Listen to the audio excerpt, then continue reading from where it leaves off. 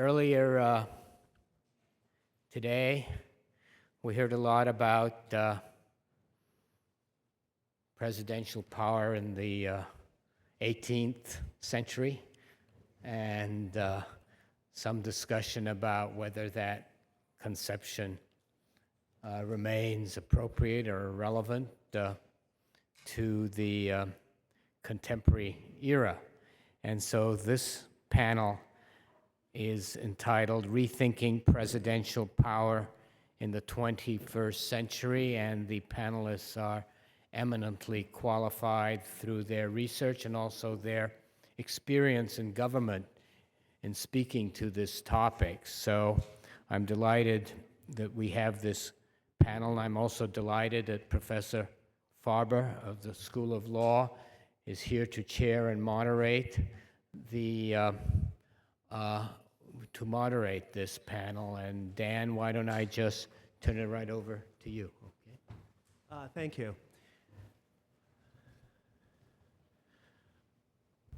I just about an hour ago got back from Galesburg, Illinois, where they are celebrating the 150th anniversary of the Lincoln-Douglas debates. So I was able to stand on the steps. And historians have a lot of disagreements. Everyone seemed to agree, however, that the debates have gone downhill since 1858, and that it was very unlikely that the upcoming debates would be in the same category. With that said, let me turn it over to Phil. I want to begin with the 8 words I most hate hearing from a speaker. And they are, I've got to put aside my prepared remarks. I've always had terrible experiences with talks that begin that way.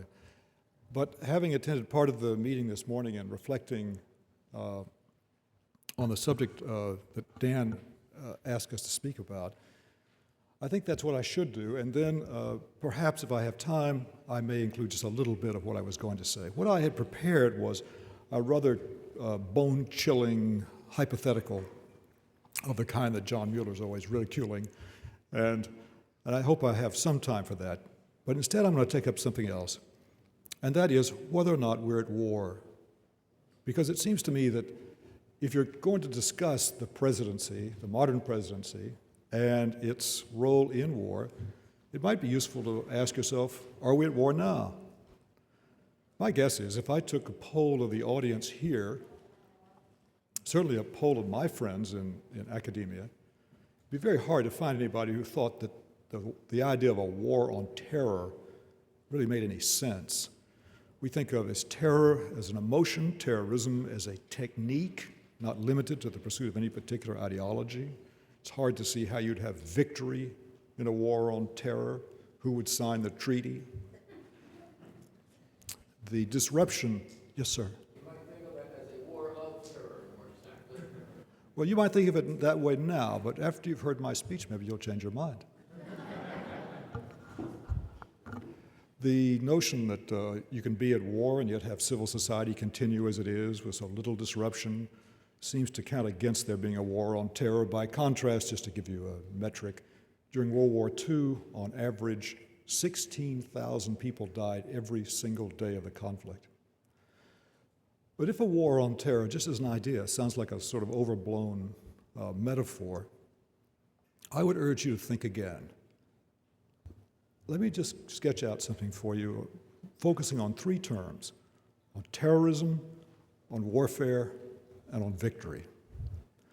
Most people who say they know terrorism are talking about the IRA or the PKK, the PLO, the FLN, ETA.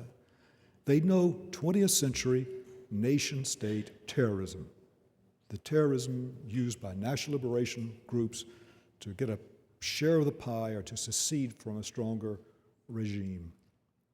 They do not think about the Catholic mercenaries who sacked Antwerp in 1576. Antwerp was the leading financial center of Europe. It never recovered from these outrages. They don't think about the Lutheran mercenaries who sacked Rome in 1527.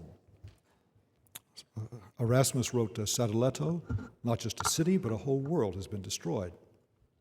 They don't think about the pirates of the Caribbean. You may think of them as movie stars, but they were the terrorists of that period of the 17th century. They had pirate kingdoms, they had written constitutions, they set up judges and courts, they sacked Panama, killed almost every living thing there. They don't think about the terrorists in America, the Iroquois and the Algonquin, who mutilated colonists, terrorists used by the great powers against colonists. They don't even think about the anarchists of the 19th century, anarchists who killed an American president, a Spanish king, a French president, killed the Tsar. They killed, of course, the Archduke and Archduchess at Sarajevo. They just think about 20th century terrorism. But the state that gives birth to a certain kind of terror changes. It's changed before. And I think it's changing again. I think our own state is becoming more decentralized, more devolved, becoming more networked, more global, outsourcing and privatizing more of its activities. And the same thing is even truer of the European Union.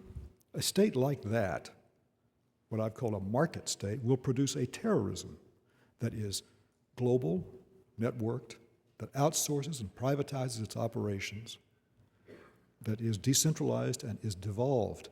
And our relation to it will be very different from the relationships we've had with the terrorism we thought we knew in the 20th century. Terrorism is becoming more warlike. For 5 centuries, since the birth of the modern state at the time of the Renaissance, only a state could pose lethal threats to another state.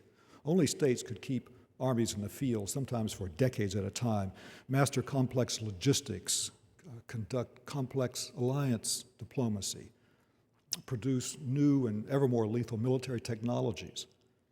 That's still true, but it won't be true for long.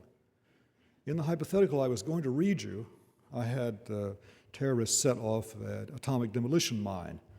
Actually, I think biological weapons are probably much more likely to be the terrifying thing deployed by terrorists in the 21st century.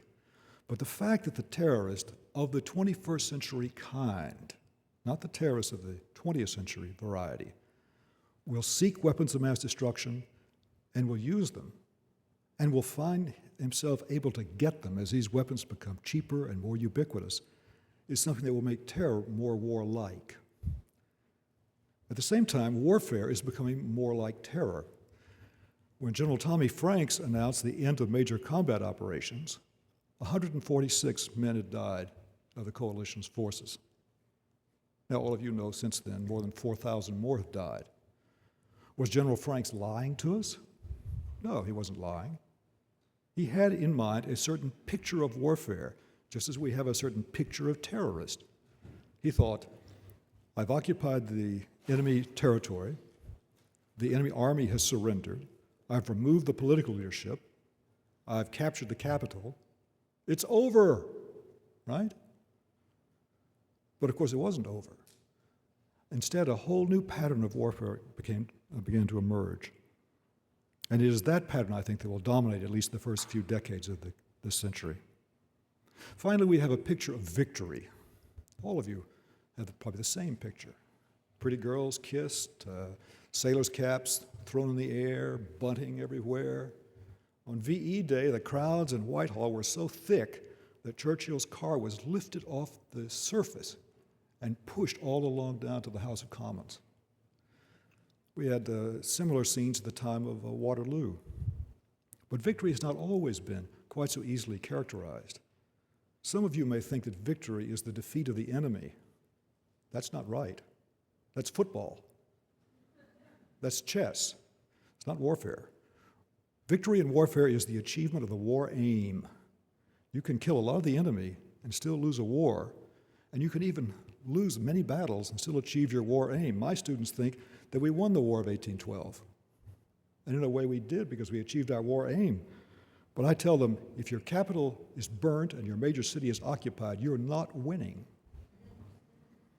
If you reevaluate these terms, the achievement of the war aim, which changes from era to era, terrorism, which changes as the nature of the state changes, and warfare, which is changing before our very eyes, then I think it is not so foolish to think of a war on terror, because it's not terrorists we fight. Terrorists do not destroy the stability of a society as rich, as stable, and as strong as ours. It's terror. And the way terror grips us is when we refuse to prepare for it. Now, I have a different set of guesses than some of my friends about how likely it is that we'll experience some catastrophic event in the next couple of decades. But whether I'm right or wrong about that, I feel very confident that we are not thinking about it, that we are not preparing for it, so that if it does happen, we know what to do. I'll give you just one example if I have time, Dan. If the fourth plane on September the 11th had hit its target, it would have hit the Capitol. They weren't going for the White House. They were going for the U.S. Capitol. And if it had hit in time, the time it was allotted to, it would have struck during a roll call vote in the House. It's not fanciful to think that if you dumped all of that jet fuel into a closed chamber, you would have burned and killed a great many people, quite possibly disabling more than half of the House. Now, we know, all of you know anyway, that the House is not reconstituted like the Senate. It's not reconstituted by appointment, but rather by election. And that means at a minimum, something like 180 days. What would you do in the meantime? How would you pass laws? Well, the president would probably rule, probably by some kind of martial law. Where's the power for that in the Constitution? Why don't we adopt an amendment now to foresee this and put that amendment on the shelf the way we put vaccines on the shelf? What if the members of the Supreme Court were killed and we couldn't quickly confirm new members because there was some disagreement between the president and the members of the Senate? We have 13 chief judges of 13 circuits. You could, by statute, easily provide for an emergency court in the case that 6, 7 of the members then sitting were killed or disabled. But we don't do these things. We should be stockpiling laws the way we stockpile vaccines, because it is terror, not terrorists, that is our greatest concern. Thank you.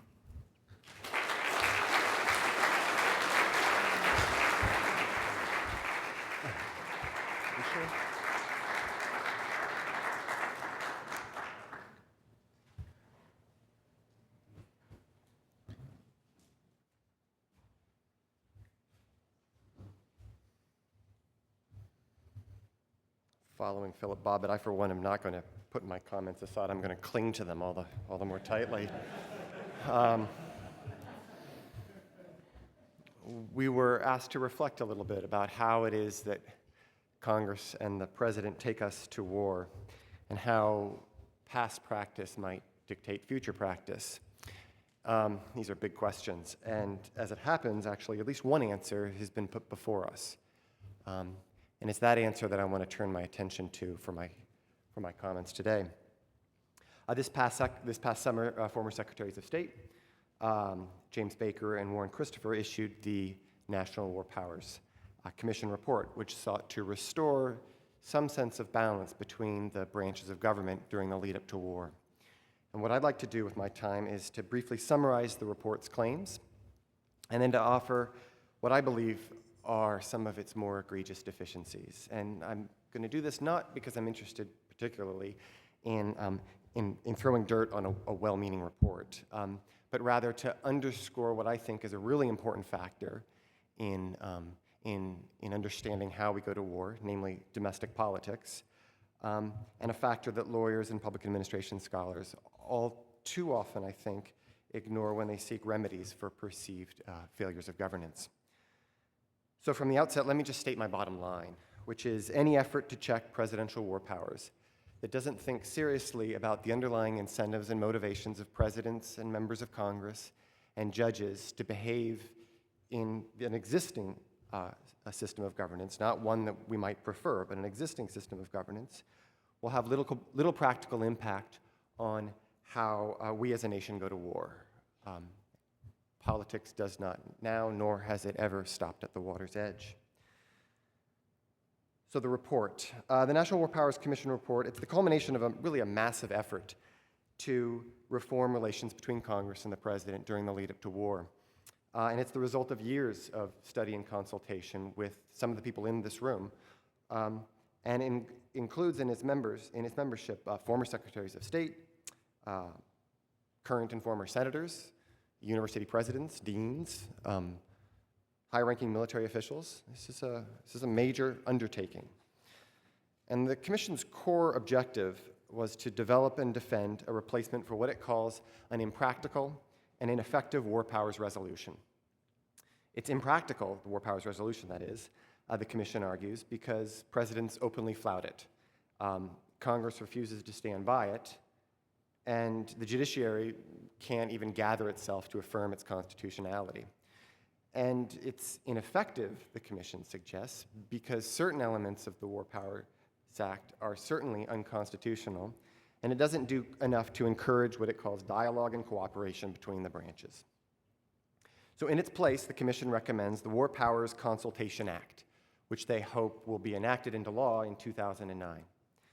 And this legislative proposal requires the President to consult with members before launching significant military ventures, that the President and a newly formed Joint Congressional Consultation Committee consult with one another regularly thereafter, and that Congress vote on an authorization either to support or to oppose a military initiative within 30 days. And there are a number of levels in which we might engage these set of recommendations, whether or not they conform to different understandings of the founders' conceptions of the proper division of war powers between Congress and the President, whether or not we might actually expect the next President and the next Congress to enact this into law, and whether or not what we really need is more consultation, whether or not that's a good thing. I'm going to put these matters aside, and I have little to say about them. And instead, I want to take the report on its own terms and to reflect upon whether the War Powers Consultation Act can be expected to alter, in any meaningful sense, the interbranch dynamics that precede military deployments. Because it is, after all, on this point that the report prides itself. The report repeatedly notes the Commission's intentions to offer what it calls a pragmatic approach for how Congress and the President can work out their differences during the lead-up to war. And I want to make 2 points. First, alone, legislative enactments, which Madison disparagingly referred to as parchment barriers to executive authority, legislative enactments alone will not serve as a meaningful check on presidents who have profound incentives to consolidate and expand their power generally and their war powers in particular. Point number one. Point number two is Congress as an institution cannot be counted on to ensure that future presidents act in ways that are consistent with the War Powers Consultation Act. So let me take them in turn. Even if the War Powers Consultation Act is enacted, can we expect presidents to abide its essential provisions? I suspect not. And to see why not, it's worth thinking a little bit about the core motivations of presidents, at least in the last 75 years, during which time an avalanche of expectations and aspirations, public expectations and aspirations, have fallen at the doorstep of the White House. If members of Congress are best thought of as single-minded seekers of re-election, as David Mayhew suggested some 35 years ago, it seems to me presidents might be thought of as being single-minded seekers of power. Individual presidents may have ulterior motives, to be sure. They may have concerns about enacting good public policy, building upon or undoing the actions of their predecessors, securing their place in history, acting on a perceived public mandate. But to accomplish any of these things, presidents need power, and so it is power that they seek and power that they guard. And while different presidents from different parties may advance different policy agendas, all in one way or another, will seize upon opportunities to fortify their influence. They'll resist efforts of adjoining branches of government to encroach upon their influence, and they'll exploit any ambiguities that the Constitution may have about what their base of authority is for their own purposes. And so presidents will, I want to suggest, with the War Powers Consultation Act, which offers a host of ambiguities of its own. Take, for instance, the requirement that the president consult with Congress in cases of significant armed conflict. So, what makes an armed conflict significant? At what point do we say it is significant? And how do we even know that every single military deployment constitutes an armed conflict?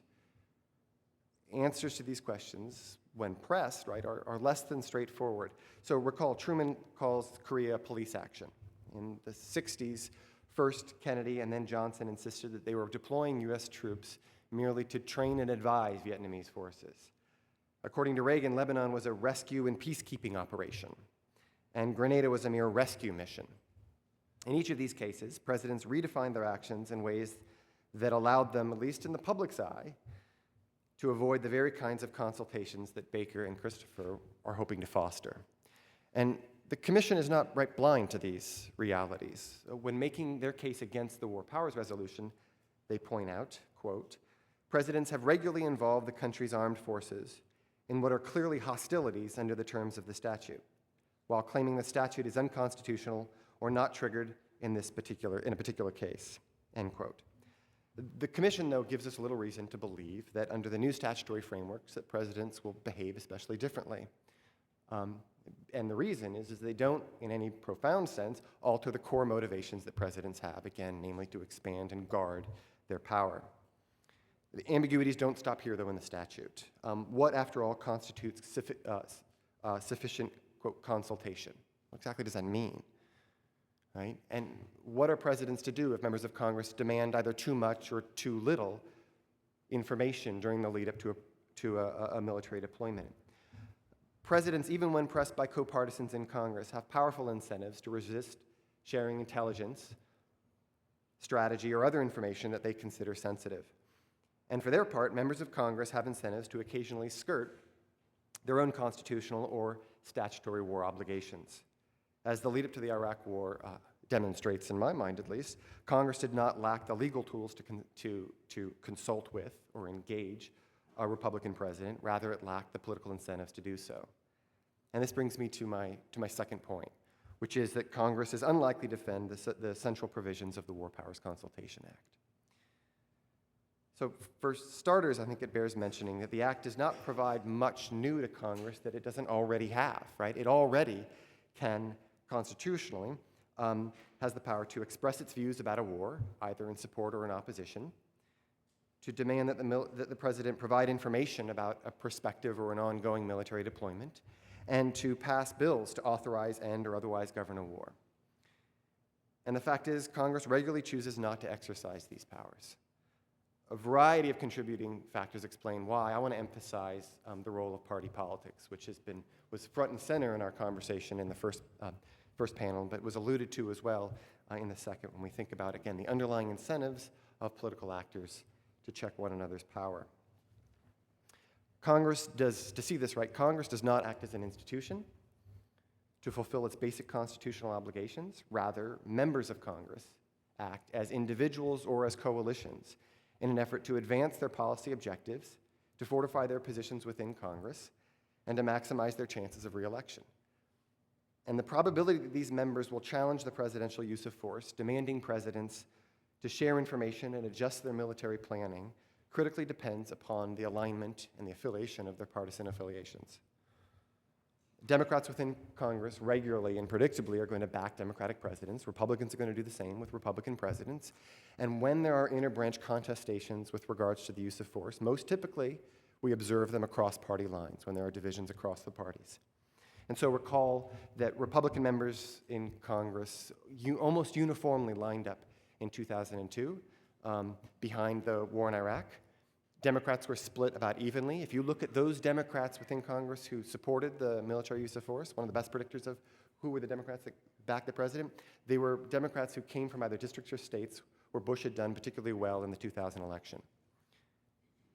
And so persistently and unavoidably, party politics and electoral incentives inform Congress's willingness to challenge the presidential use of force, to stand by, in this case, the essential dictates of the War Powers Consultation Act. And these party politics, I'd like to suggest, also have larger implications for the actual exercise of military force. So I have a book that just came out called While Dangers Gather that tracks the willingness of presidents to exercise military force over time, the frequency with which they do so, and the timing, how much time passes between an emergence of a problem abroad and when there actually is a U.S. Deployment or response. And one of the best predictors of it has to do with the partisan alignment of Congress and the president. This shouldn't come as a great surprise in some ways, right? Because co-partisans within Congress are unlikely to force a president to consult with them more regularly than they already do. And members of the opposition party, meanwhile, may well challenge the president, but they'll do so not out of a sense of obligation to fulfill the basic dictates of, in this case, the War Powers Consultation Act, but because they have, again, political incentives to do so, to challenge an opposing party and who's leading us to war, and to underscore mistakes that he, someday she, has made in the ongoing course of a war. So let me wrap up. The Commission posits that the War Powers Consultation Act constitutes what it calls a practical replacement of and improvement on the War Powers Resolution, which is, you might argue, the existing statutory framework that's supposed to guide how we go to war. The basis for this claim lies in its appeal to common sense, its transparency, and the purported benefits of increased dialogue across the branches of government. But I'd like to submit that when we think about whether or not a proposal is practical, it critically depends upon whether or not it conforms to the underlying incentives of those political actors who are actually going to be operating within the existing framework, and whether or not there exist political actors to stand up for this framework when other political actors, namely the president, act outside of it, disobey its central provisions. And by ignoring the domestic politics of war, I argue the War Powers Consultation Act is really not practical at all. We can't expect it to meaningfully change how we go to war. Presciently, the founders anticipated that the practical division of war powers would not be negotiated once and for all. Rather, it would be subject to continual contestation between the branches of government. Again, that contestation, for the most part, certainly in the modern era, is defined by partisan divisions. And seems to me, there's little reasons to believe that no one particular statute, not the War Powers Resolution, nor the proposed War Powers Consultation Act, is going to settle once and for all that contestation. Thank you.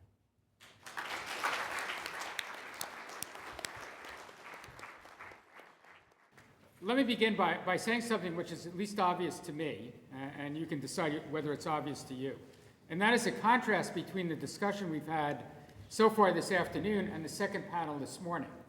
I would say the weight of opinion of the second panel this morning was that, if we look at the recent history, the president has exceeded his authority, has violated the Constitution, and the reaction, I think, from most of you in the audience was that was a bad thing. I think, at least if we look at the two speakers that have gone so far, and myself as well, I can't speak for Steve Skronik, one of our very distinguished presidential scholars. The view is, who are you kidding? The Bush is no exception to what's happened if we look at the history of the last 50 years. If you look at the period, this is some data on the use of military force by the United States for the period 1950 to 1999. This includes all kinds of things, everything from wars like Vietnam, things that would usually be called wars, to the Iran hostage rescue, abortive Iran hostage rescue, to Kosovo. There were 33 cases in this period, 1950 to 99, in which the United States used force. There was no authorization in 21 out of the 33 cases, and in only 8 of those 33 cases was there pre-authorization, something that might actually conform with what, I think my colleague Jack Rakoff and Louis Fisher said this morning, is the way the system ought to work. Under Clinton, there were 13 instances in which Clinton used American forces abroad.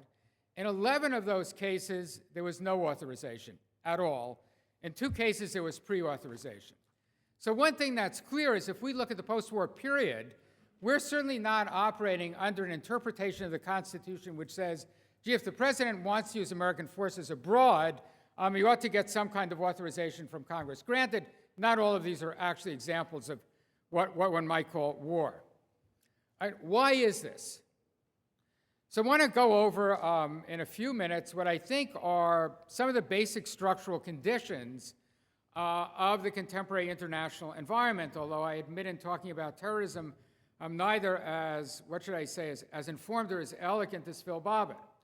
All right, there are some elements of the contemporary international environment. I should say I'm an international relations scholar. I'm not a student of American domestic politics or a lawyer. there are some elements of the contemporary international environment which are very familiar. The rise of China and India as one example. I mean, we've looked historically, what we see are historical periods in which the countries that have the major amount of power in the international system changes over time. You have the rise of Germany in the 19th century and the early 20th century, the rise of the United States in most of the 20th century, the dominance of the United States since the end of the Cold War. We have one condition which is very, well, not unusual, is unique, which is this, what political scientists have called a security community among the major Western powers. That is, I think it's fair to say that at least for the foreseeable future, it's very hard to see that you would have a war that would involve Europe, the United States, Japan, or even the OECD countries in general, Mexico, Korea. And that is something that one could never have said before historically. So we're now, since 1945, in the longest period at any point over the last 500 years in which there has not been a war among the major powers. And that's something that is certainly something that is a change from everything that existed before. All right, there are, however, I think, it's not clear to me that either of those structural conditions, that is either the rise of China or the rise of China and India, or the fact that we have a security community among major Western powers, tells us much about why we've had this pattern in which there's been very limited presidential engagement with Congress if we're looking at the use of force by the United States. So let me focus on some other things which are also different and changed. And the first is, and it's something that people alluded to this morning, U.S. hegemony. Also historically unique. It's not just that the United States does spend either more than the next 20 countries or 25 countries or everybody else combined in the world, depending on what measures you would use. But a figure that I find kind of factoid, not a figure that I find striking, is that one U.S. aircraft carrier could strike 700 targets in one day, which is more than any other air force in the world, and we have 12 carriers, and that doesn't count the other stuff we have. If you look at the American economy, it's 27% of world GDP. If you look at technology, 51% of patents in 2007 were issued to American patent holders by the U.S. Patent Office, and that's down, it's going down obviously, but it's going down pretty slowly. If you look at culture, various kinds of soft power, the 100 grossing films, to the extent that I know they were Hollywood films, are all American films. This is an historically unprecedented development, not something that we've ever seen before. Second phenomena of the contemporary international system, which is new and I think bears on this question of presidential authority and presidential use of force, is the presence of the international environment of a substantial number of failed and weak states. By various measures, something between 37 and 73 states in the international environment are failed states. This does some things which are discomforting. Generates transnational crime. I'm sure we've all gotten the emails from Nigeria, which, by the way, actually work. You can make money doing it. That's why they keep doing it. Transnational disease. These are things we've seen in the past. Certainly, disease is not something new. But the big kick here is obviously transnational terrorism. Obviously, this is something that has multiple causes. And we have no consensus now actually on what the primary causes are, or which of these causes is most important, or whether they're all equally important, or whether some of them are irrelevant. So Islamic radical ideology, the failure of the Islamic world to meet the challenge of modernization, political repression in the Arab world, something that the administration certainly focused on, the alienation of Muslim immigrants in Europe, failed states which can offer sanctuary and safety, Afghanistan, obviously now the border areas between Pakistan and Afghanistan. Regardless of what you think these causes are, and here I'm just going to restate what Phil Bobbitt said, they pose an unknown and unknowable threat. Some really bad things could happen. We don't have a good way of assigning a probability estimate to them. Is your expected utility of dying from a terrorist attack some fraction of 1%, 1%, 5%, 10%? It's something that we have no way of reliably estimating. But what it is fair to say is that if this actually happened, it would be a very bad and very damaging thing, which would not only change the way we think about it, that is, if we have a set of major terrorist attacks in the United States and elsewhere, it would not only change, I think, our attitudes about civil liberties in the United States.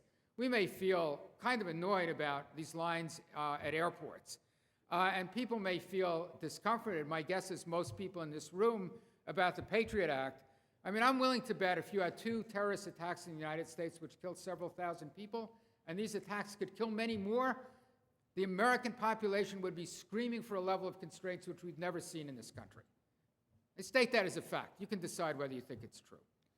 So we're in a situation now in which, as Professor Bobbitt suggested, in which, and this is something which we haven't had before, in which very, very weak actors in the international environment, some of which may be very weak states like North Korea, some of which may be transnational terrorist organizations, can really wreak havoc on major powers in the world. The GDP of North Korea is something like less than 0.2% that of the United States, less than 0.5% that of Japan, about 1.5% that of China. It's clear the North Koreans could kill hundreds of thousands and maybe millions of people in Japan, Russia, and China.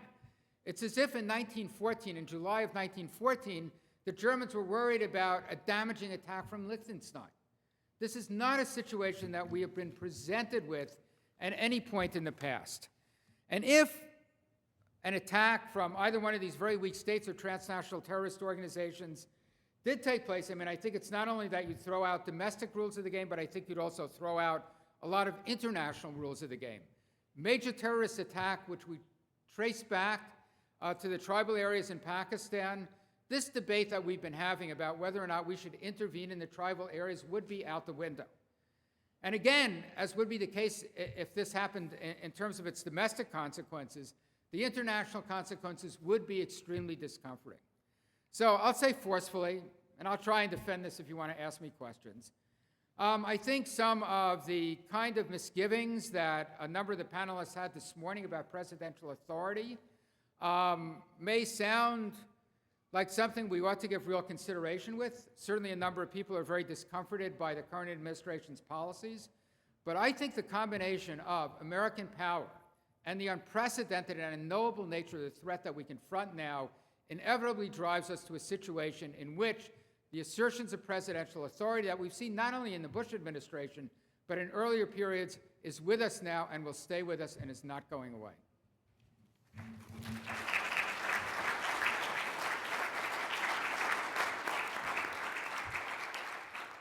I think it's actually fitting that my veto was left off of the introductions because I'm an odd fit on this panel talking about the 21st century since most of my work is historical and talking about war making, about which I've written very little. But I want to speak to one of the questions that was posed to us, and that is about does the post-9/11 world mandate a change in our thinking about the proper scope of presidential power, and to do so actually by, again, returning to that second panel and to some of Gordon Silverstein's points, which I will echo in a slightly different way. Because it seems to me that at issue is not just the novelty of the external threats now facing the United States, but how the debate about the proper scope of presidential power has come to be framed in recent decades and seems likely to be framed going forward. As I listen to debates about presidential power surrounding the Bush administration in general and the Iraq War in particular, what I hear is essentially a constitutional debate. And here I'm invoking that great example, that terrific panel of this morning. If I were to characterize that line of thinking, which certainly goes well beyond the panel, I mean, I think this is the dominant way we're thinking about the problem, I would describe it as post-progressive. Post-progressive in that it rejects the pragmatic, experimental, and largely extra-constitutional argumentation that was employed by the long line of reformers who actually helped build the modern presidency over the first two-thirds of the 20th century, and who in the process transformed the operations of modern American government.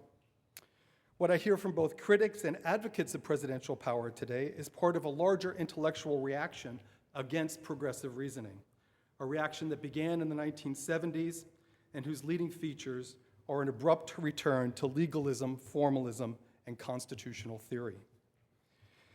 I've been struck by this because I'm recently embarked on a project actually sparked by the debates over the unitary theory and all that, about what these progressives were thinking when they advocated presidential power, when they advocated the creation of a new kind of presidency. And I've been struck in that work by just how candid and consistent they were about what they were up to. Let me just take a few of the most familiar thinkers, advocates of the presidency, intellectual advocates of the presidency in the 20th century. Henry Jones Ford, the intellectual champion of Woodrow Wilson, described the proper work of the presidency as, quote, the work of the people breaking through the constitutional form. Herbert Crowley, the intellectual champion of Theodore Roosevelt, called for a revolt against the monarchy of the Constitution and the overthrow of government by lawyers. Charles Merriam, an intellectual champion of Franklin Roosevelt and a member of the President's Committee on Administrative Management, dismissed constitutional theory as, quote, the rationalization of groups in power or those seeking power. And he proposed to regulate the boundaries of presidential power instead through a more careful mobilization of the collective wisdom of the community at large. And last but not least, most famous perhaps to us, the last of the great progressive tracks, Richard Newstadt's Presidential Power. Newstadt, a member of the Truman administration and looking forward to the Kennedy administration, presented the problem and the position of the modern presidency as a developmental dilemma. The nation had moved into a world riddled by crises, a world that demanded leadership as routine, but the American Constitution still consigned the president to what he called clerkship. As a practical matter, Newstadt encouraged incumbents to tap all the informal resources at their disposal so as to overcome these conflicts and overcome the divisions of the constitutional frame. In short, a candid, persistent critique of the Constitution and of constitutional reasoning figured prominently in progressive efforts to expand the executive branch, empower the presidency, and create a new presidency-centered government. And I'd like to make a few quick points about this. First, the progressives were not so naive as to think that presidential empowerment alone was the solution. They appealed to extra-constitutional devices to regulate and direct the new concentration of powers that they were championing. They appealed, for example, to science, to professional expertise, to administrative independence, to think tanks, to fact-gathering, to freedom of information, to new forms of journalism, to mobilize public opinion, to interest representation, to pluralist bargaining. These were mechanisms that were to infuse the operations of American government from the outside. They were meant to be brought to bear directly on the presidency and to inform all aspects of governmental operations. They were at once to empower and to control, to energize the presidency by easing interbranch conflicts and fostering interbranch collaboration. They were to facilitate a concert of action out of formal governmental divisions, but do so on democratic and reliable ground. A second point I would make about this is that the progressives were not the first to turn to extra-constitutional mechanisms to solve the riddle of presidential empowerment and political control. So the 20th century relied on an extra-constitutional solution. I would suggest that the 19th century also relied on an extra-constitutional solution. Those who sought to expand the powers of the presidency and control it in new ways in the 19th century invented political parties. The 19th century party solution, like the 20th century progressive solution, looked to instruments organized independent of the formal apparatus of the Constitution, instruments that would surround, infuse, and inform all aspects of interbranch relations. Like the progressives, they sought to energize and to control, to ease interbranch conflicts by creating a new community of interest among the branches, to instigate a concert of action that would be controlled on reliable ground. One party cell in upstate New York put the case in 1862, in the middle of the Civil War, said, Lincoln's responsible for this war, but it's the Republican Party which gives him an army and gives him a navy. It's the Republican Party, not the president, which is the power of this state. The third point I'd like to make about this, and perhaps the most important one, the point that was made earlier this morning, is that the progressive reformers of the 20th century, like the party builders of the 19th century, changed American government profoundly. Indeed, I would suggest that it's because the progressive reform project was so effective for so long, because it succeeded so brilliantly in its aims of loosening the boundaries of government, of rearranging institutional operations and responsibilities, of reorienting our politics, and of empowering the presidency. Because it did all that so effectively, I don't think there's any going back.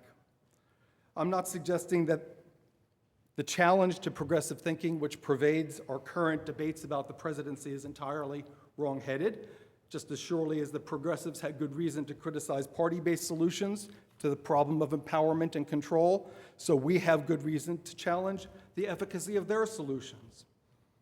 At the same time, however, I think there's good reason to be skeptical of finding new solutions to the problem of empowerment and control in the Constitution itself. This is, I think, the contemporary dilemma, the dilemma moving forward. The return to constitutional formalism, which we find both in efforts to challenge and restrict the modern presidency and in efforts to defend and expand it, is by historical standards odd. To me, it's an effort to force the genie back into the bottle, and as such, it strikes me as either futile or dangerous. Futile, by futile, I would reference those who now renounce the handiwork of the progressives as an imperial presidency and dismiss the 20th century experiment in presidential government as a mistake. Well, maybe it was a mistake, but after decades of elevating the claims of the presidency and rearranging our politics around it, it seems to me a little late to try to leverage the case against current practices with reference to the original constitutional vision. The other way of forcing the genie back into the bottle, however, strikes me not as futile, but downright dangerous. The insistence of the new constitutional conservatives is that these expansive powers and prerogatives of the modern presidency are on inspection fully captured and adequately controlled by the Constitution alone. It seems to me that this simply denies what the decades of progressive reform were all about and what their great experiment in presidency-centered government accomplished. Moreover, it seems to me a not so subtle assault on the legitimacy of extra-constitutional controls per se, especially on the controls that the progressives depended upon to control presidential empowerment. It's an assault on the claims of science, administrative independence, fact-gathering, freedom of information. This new constitutionalism upends the progressive project by dismissing the profound recalibration of institutional operations that created modern presidential power and initiative, and it rejects any new forms of control not only as inappropriate, but as illegitimate. Practically speaking, then, I think that we live today in the world created by 20th century reformers.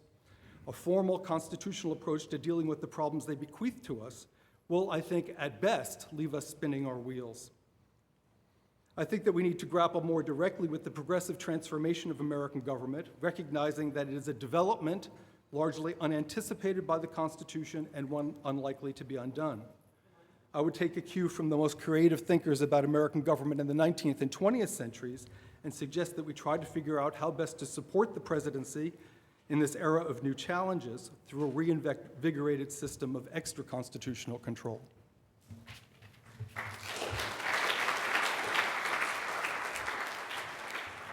So I wanted to add a couple of very brief comments, sort of inspired by some of the speakers. I'm not sure whether they're going to be very coherent, but maybe they'll at least prompt some discussion. One thing that strikes me is that I'm not quite sure what the presidency is.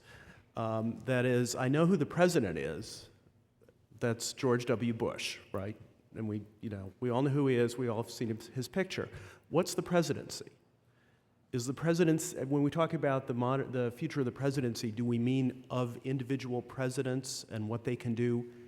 Do we mean the presidency as a kind of public symbol?